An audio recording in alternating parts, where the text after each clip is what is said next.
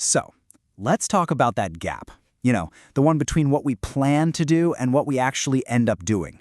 Today, we're going to tackle this from two totally different angles: hard-nosed modern psychology and deep ancient mysticism. We want to understand not just how we make our plans, but why so often they just completely fall apart. Okay, be honest. Have you ever woken up, set a really strong intention, like today I'm going to eat healthy, or I'm definitely going to finish that project, only to find yourself hours later doing the exact opposite? Of course you have. We all have. This is called the intention-behavior gap, and it's the big mystery we're going to try and solve today. All right, so to figure out why our plans fail, we first have to get clear on what a plan, or what psychologists call an intention, really is. Think of it as the blueprint for literally everything we do. So in the world of psychology, an intention isn't just some passing thought. Oh no, it's a really critical mental state. It's that moment you consciously decide, okay, I'm gonna do this thing. And it's fueled by all our deep down stuff, our values, our beliefs, our desires. It's supposed to be the bridge from our thoughts to our actions. And it turns out there's kind of like a recipe for a strong intention. This comes from something called the theory of planned behavior. It's basically a mix of three things. First, your attitude. Do you actually think doing this is a good idea? Second, subjective norms. What do the people who matter to you think about it? And third, and this is a big one, perceived control. Do you really truly believe you can pull it off? Get those three things lined up and you've got yourself one powerful intention. But wait, there's more. It's not just those three. Other things play a huge role, like self-efficacy. That's your core belief in your own ability to succeed. Then you've got to actually expect a good result from it. And of course, our past experiences matter a lot. If you succeeded before, you're much more likely to believe you can do it again. It's a whole mental calculation going on behind the scenes. So, you'd think if you have all that, the perfect attitude, everyone's on board, you believe in yourself, you're golden, right? Well, here's where it gets really weird.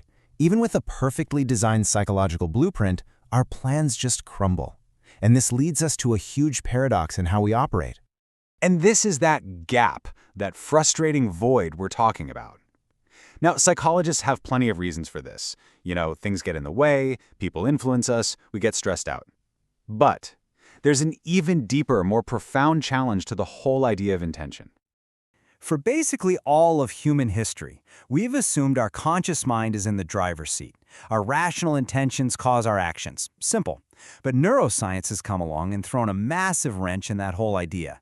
It's suggesting that maybe, just maybe, our brain starts the car and starts driving before our conscious mind even has a clue where we're headed. Get this. A neuroscientist named Benjamin Libet discovered a spike in brain activity. He called it a readiness potential, a full 350 milliseconds before a person was even aware of deciding to act. Let that sink in for a second. Your brain is getting ready to move your hand before you have even decided to move it. So, is free will, is our sense of intention just a story we tell ourselves after the fact? Now, Libet himself offered a kind of compromise.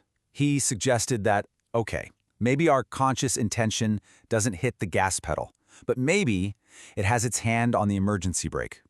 It might not have the power to start an action, but it could have the power of veto, the ability to stop an action that's already bubbling up from our unconscious. Still, it leaves the whole idea of intention in a very, very mysterious place. So we're kind of stuck, right? To try and make sense of this paradox, we need to look somewhere else entirely, beyond the brain scans, beyond the psychological models. Let's pivot and turn to an ancient, mystical framework that thinks about intention in a completely different way. This ancient saying, wow, it just gets right to the heart of it, doesn't it? It suggests that an action, even something as sacred as a prayer, is just an empty shell, a body without a soul, if it's missing a very special inner ingredient. And that ingredient is something called kavanah. Kavana is the Hebrew word for intention, but it is so much more than just a plan. It's not about the what, it's all about the why. It's the deep, underlying direction, the purpose, the quality of your awareness, the spiritual energy that you're pouring into an act. It's the soul of the action itself. This is the best analogy for it. Psychology helps us become a better driver, right? It gives us the tools to manage our willpower, to push the accelerator more effectively. But Kavanah asks a much more fundamental question. Is the car even pointed in the right direction to begin with? Because if your inner direction is off, it doesn't matter how hard you press the gas, you're just getting to the wrong place faster. Okay, so to really wrap our heads around this idea of a spiritual direction, we need to zoom out, way out. We have to understand the cosmic map that this idea comes from, and it's a universe that's built on a beautiful, powerful, creative tension.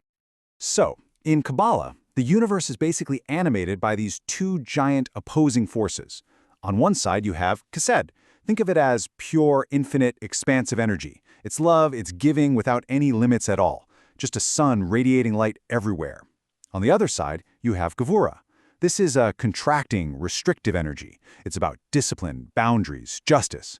It's the vessel that contains and focuses that light. Now, it's absolutely crucial to get this. This isn't good versus evil. Not at all. They are cosmic partners, locked in a creative dance. In fact, creation itself only exists because of the tension between them.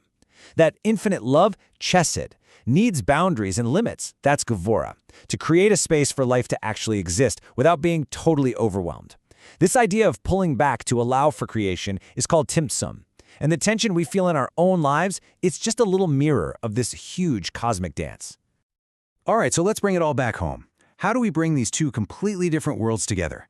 We've got the hard mechanics of modern psychology and the deep soul of ancient mysticism. How do they, together, help us finally understand intention?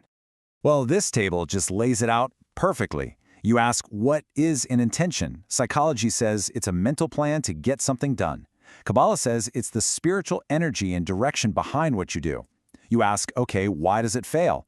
Psychology points to that intention-behavior gap, weak willpower. Kabbalah says, nope, the car is pointed the wrong way. So for the fix, psychology tells us to strengthen our plan. Kabbalah tells us to fix our inner compass first.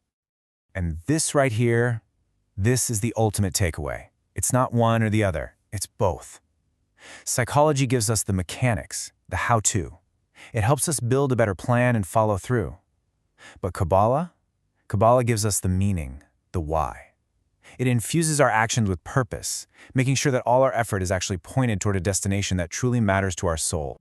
So, I'll leave you with this.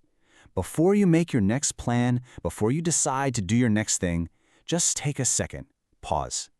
Don't just ask, what am I going to do, or even how am I going to do it?